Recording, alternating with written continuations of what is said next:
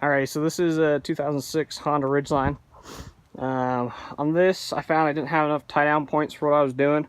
It's only got, so it's basically you got one on each corner in the back there, and then it's got two in each corner in the front, so kind of high up, high down, low. So what I did with Home Depot, it cost me about 30 bucks in chain, and then all the connectors and stuff. So basically I ran one solid piece up to the eyelets and back down on the top, so those are all tensioned together basically with one tensioner on there. So those are decently tight. I've got one piece across the bottom that I don't use very often. That's kind of loose, got some bungees in there. And then what I've done is I've kind of got this extra piece on carabiners that I can either unclip on one side and swing it out of the way, or you can kind of basically sandwich stuff in the back here. I'll show you in a second. Just keep it from sliding around. Or like if you're hauling like plywood, that sort of thing, I can basically stick that across it once I've got it in there, and then loop it around back down the hitch and kind of keep it all nice and tight. So I got one over, and I can basically wrap a strap back around the back too as well. And I'll show you what it looks like here in a second. All right, so loaded up here, we've got the snowblower up back. Got a little container of rock salt. These are both kind of pushed up against that chain, so they can't slide around. The shovel is up front. This just makes it so I can easily just grab it and go if I need to do a touch up, or if I'm just cruising around like doing rock salt, you know, a day or two after a storm, I can always just snag it real quick and it doesn't bounce around. I just leave that in the truck all the time. And then with the snowblower, so basically it's just chained right here. We've got the carabiner there, so if I need to, I can move it around. And the bungee kind of helps it keep it tensioned.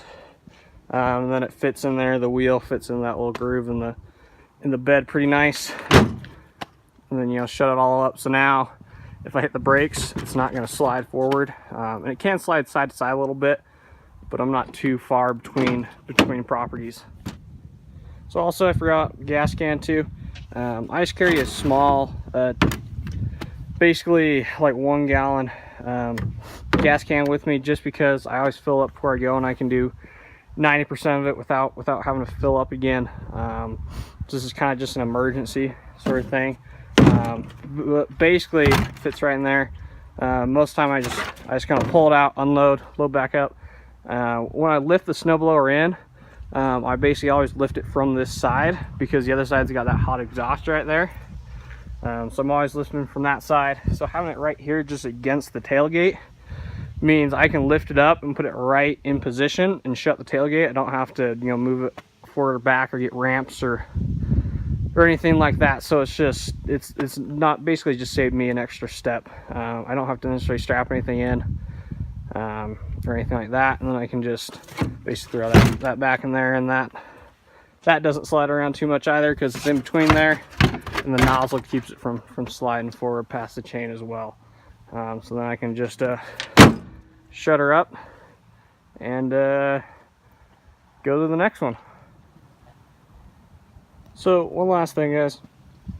So one of the reasons why I also set it up the way I did, having the snowblower, especially on this side, having like shovel handle on this side, whenever I pull up to a property, I always pull up basically and park the wrong way around. So I'll pull up and basically park on the left hand side of the road.